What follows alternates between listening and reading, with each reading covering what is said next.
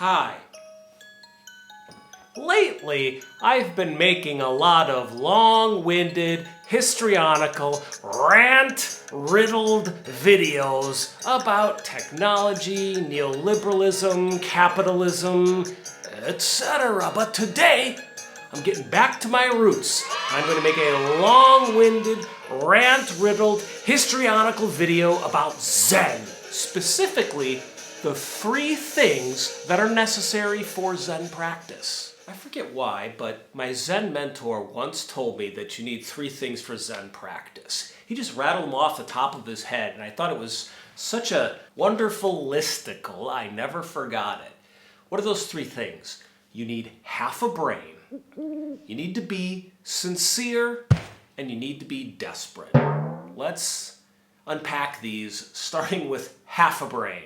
Okay, I'm gonna have to do one of those things I don't like doing, which is making a meta commentary on the video I am literally trying to make right now, because for some reason I can't do it. I sat down to make a normal Zen video, and I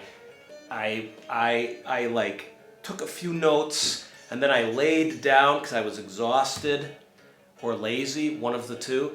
And I listened to a bunch of Brad Warner videos in order to get inspired to make a video about Zen Buddhism, and instead I got intimidated. I appreciate his videos. They're very intelligent, very smart, and very good.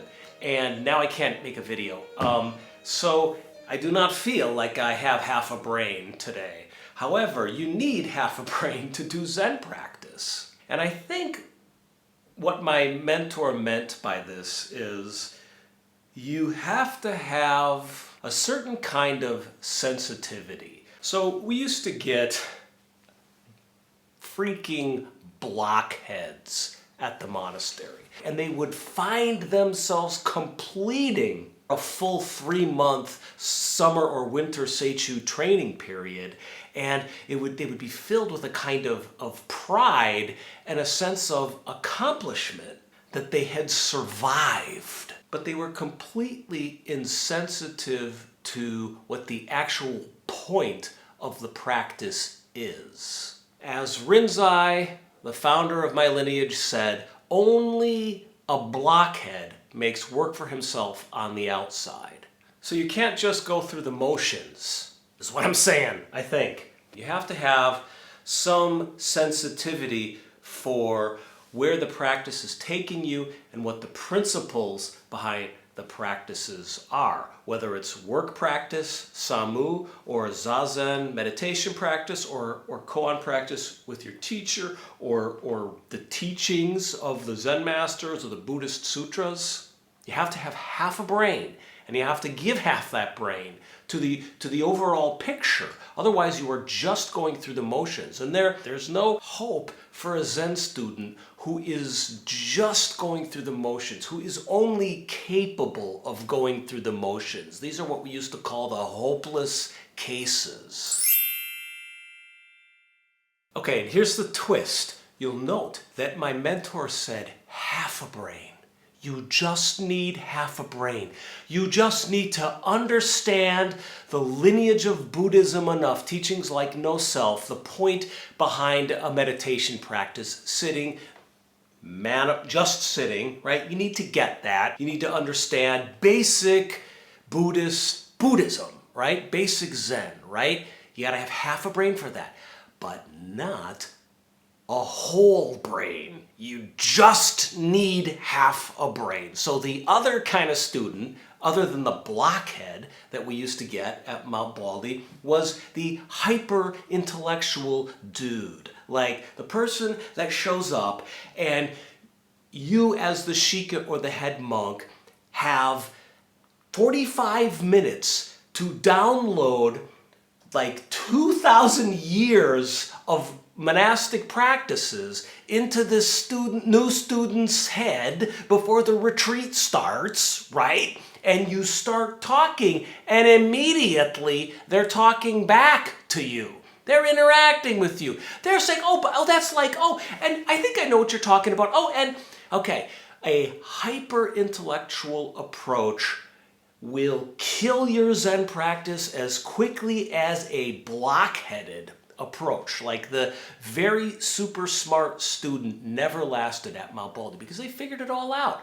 Or they decided that there was they always found something about what we were doing that was wrong, that conflicted with some dogma or ideology that they had in their head. I mean, in truth, what probably was happening was they were coming up against their own limits, which is the point of practice. Second thing you gotta have, second prize, a set of steak knives. Remember that from Glengarry Glen Ross, the movie? Third prize is you're fired. Anyways, I'm so dunderheaded today I wrote this down. So sincerity, okay? So sincerity. Not having ulterior motives, coming to the practice with one intention, to do the practice, and not anything other than that in that moment. There has to be a sense of fair play and honesty. Honesty with yourself and honesty with the people around you. I mean, for example, I've told the story before, I'll tell it again.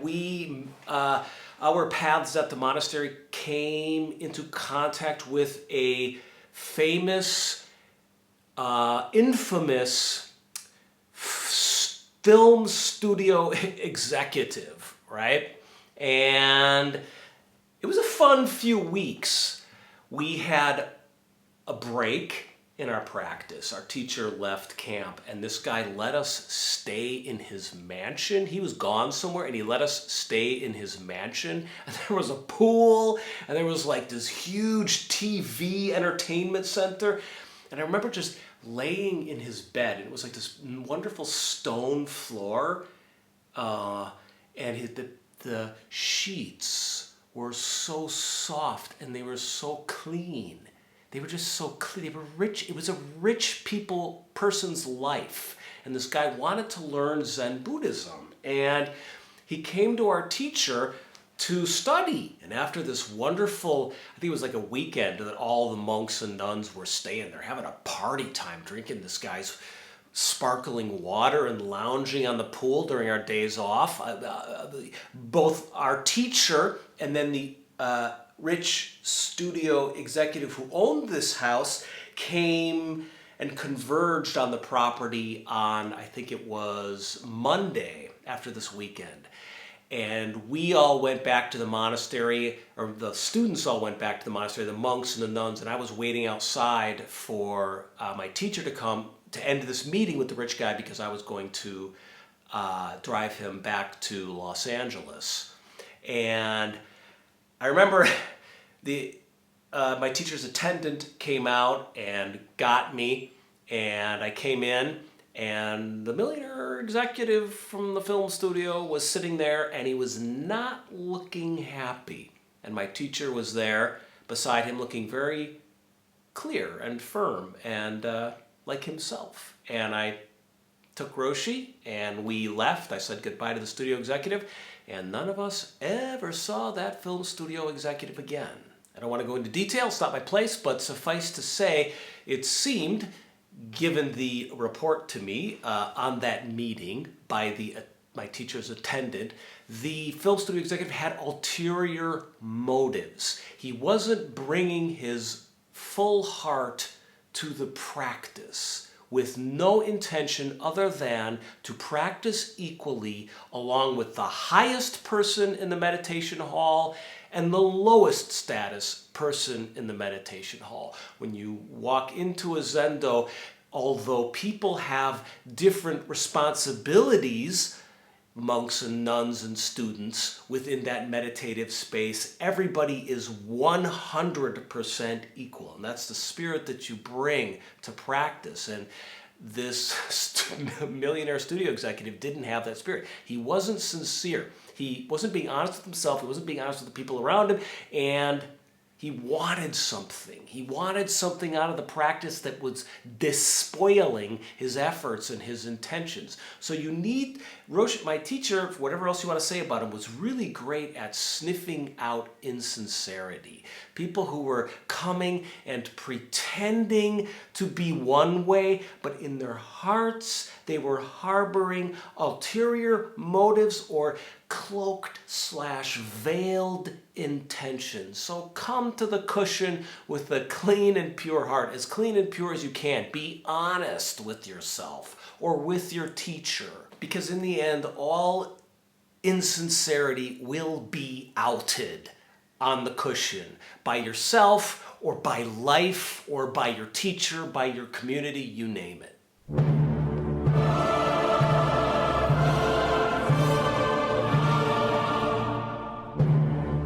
And so it is that we come to the third thing in our listicle, desperation. My mentor used to tell me when I would call him, I wish I could cry, but I tend to get angry instead. And I would call him with anger. Oh, there was some issue that I was so enraged about, rightfully. Some monk who was above me in seniority had done something crazy and destructive, etc. And my mentor would say, the only reason anybody would do this, do what you're doing, is desperation. He's like, what else are you gonna do? I mean, Leonard Cohen, who practiced at our center, said that something like this, Mount Baldy is the last step before the noose, before you step off the chair and swing from the rafters. Brutal, but there's something to that. I mean, let me tell you a story. When I was taking care of my teacher, when I was with him on his deathbed, right? It was a week-long affair. Ironically, it coincided exactly with the 7-day retreat that we were doing at that time at our center in Los Angeles. I mean, he got sick on Sunday, which is Hashinkuji, which is the day we started it. He died the following Sunday, the day the retreat ended. Anywho, here's what happened. They sent in all these different specialists at the hospital as the week progressed. And I had trained myself in dealing with hospital professionals, because partially what you're doing when you're tending to someone who you care about as they are at a hospital is you are managing the medical professionals. So I mean, like, people would come in and they'd be like, let's take out his gallbladder, you know, or maybe we should, and they would come up with a bunch of crazy ideas. And then you have to say, well, no, we talked to this other doctor, and okay, we have the, you know, his blood pressure from this time, and you're working with the medical professionals, right? So I remember there was the pulmonologist, right? The lung doctor, the cardiologist, the heart doctor. There was like somebody who we were talking to about his pneumonia, and then there was the speech therapist having to do with swallowing in his throat, and there were all these different specialists, right? And I had my notebook, and I was on point. And at maybe day 4 of this 7-day journey, this very, very young, I think she was Vietnamese woman. I mean, I almost called her a girl because she was so young. She comes in the room, and I'm like, who the hell is this? And she starts talking, and she's like, I'm poised because I want to talk to the medical professional, and she's asking different kinds of questions, and they don't seem relevant to anything having to do with my teacher's health in this moment. And suddenly I realized, and I put down my notebook, and I realized this is a chaplain. You know what that meant? There were no more medical professionals to come and help us. My teacher, health-wise, was at the end of his rope. And when you are at the end of your rope, that's when your spiritual practice comes in. Even at a hospital, like the most scientific, secular institution on planet Earth, a hospital, even then, when they've got nothing more to offer you, they send in the religious professionals. They send in the chaplains. So a Zen practice, to do it effectively, I think, it's kind of an end of the rope practice. And And this can, you can bring that energy to the cushion to you, to your daily practice. Like tick tock, we're all going to be in my teacher's shoes at the end of our life, in a hospital or at home, ready to meet our maker. Like we practice, in a sense, to meet these difficult moments, these moments of truth. It's like a moment of truth practice. And so it's true, we at the monastery, we did get a lot of people, myself included, who came there because we had nothing to lose. Like, we were at the end of our ropes. There was nowhere else to go. We'd tried love, we'd tried sex, we'd tried success, we'd tried drugs, we'd tried romance, we'd tried work, we'd tried family, we'd tried food, we'd tried friendship. We had tried everything, and nothing worked. Nothing transported us out of these states of depression or anxiety or despair, and we got a whiff of some kind of a solution up at the top of that mountain, and we pursued it. And the people who weren't desperate usually did leave. People who had other options, people who had something else to do, usually did leave the monastery. It was really only the most extreme desperados who wound up seeing the whole monastic practice through. In some sense, I think desperation is kind of the most important of these three things in our what it takes to do Zen practice listicle. Like, you manifest half a brain, or you understand the fundaments of Zen practice and some of the principles in Buddhism because you have to.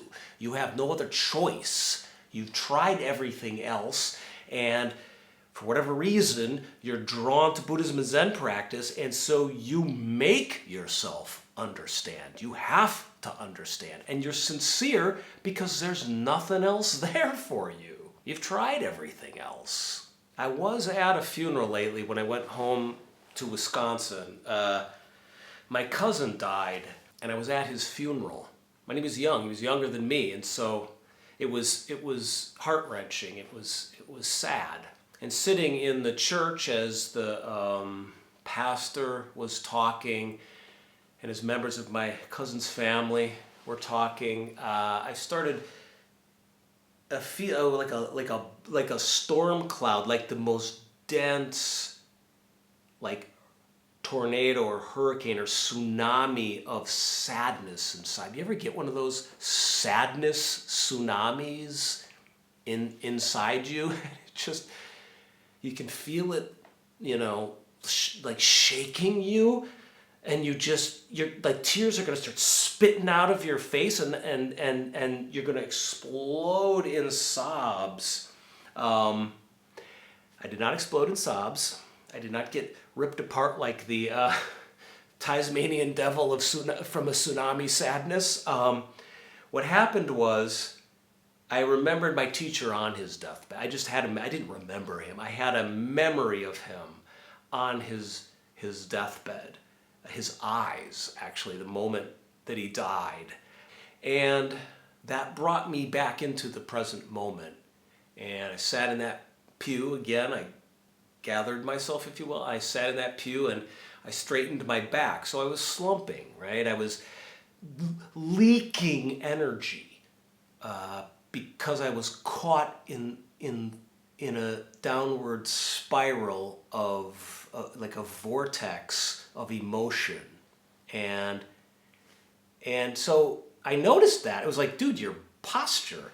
So I sat on a nice hard bench and straightened my spine and manifested some physical integrity and just breathed in and breathed out. And then I just felt the beautiful sadness in that church. The beautiful sadness. I felt the love for my cousin. And it wasn't like I said, this downward spiraling vortex of depression over sickness, cancer, and the untimely death of a young person. It was the love of this family coming together to honor and celebrate the life of this beautiful young man who told one of the nurses right before he went into his coma that he was ready to die. He said he was ready to die. And a lot of people in my family were like, oh my gosh, that's so sad. But in that moment, I realized, sitting in that church, I realized he was ready. How cool is that? So maybe we do this practice every day because we have a sense that we're going to be on our deathbed someday. And will we be ready to meet our deaths? You know, are we ready to meet the unpleasant facts of our lives? You know, we practice with sincerity and with like half a brain, just half, not 100%, and with a sense of desperation, or a sense that this is important, that we do this, that we meet reality with courage and clarity and focus and wisdom. Zen practice is about so much more than Zen practice. And I think that's why it's such a simple practice. Just saw this sitting on a chair over there. This is a roksu. It's what monks wear. And this has some calligraphy on it. Listen, if you would like to support this channel, you can go to patreon.com/shozanjackhobner. There's also the opportunity to support this channel in the video description. There's a link to PayPal there. Thank you so much for your support. I deeply appreciate it. And until next time, get out there and manifest desperation, sincerity, with half a brain.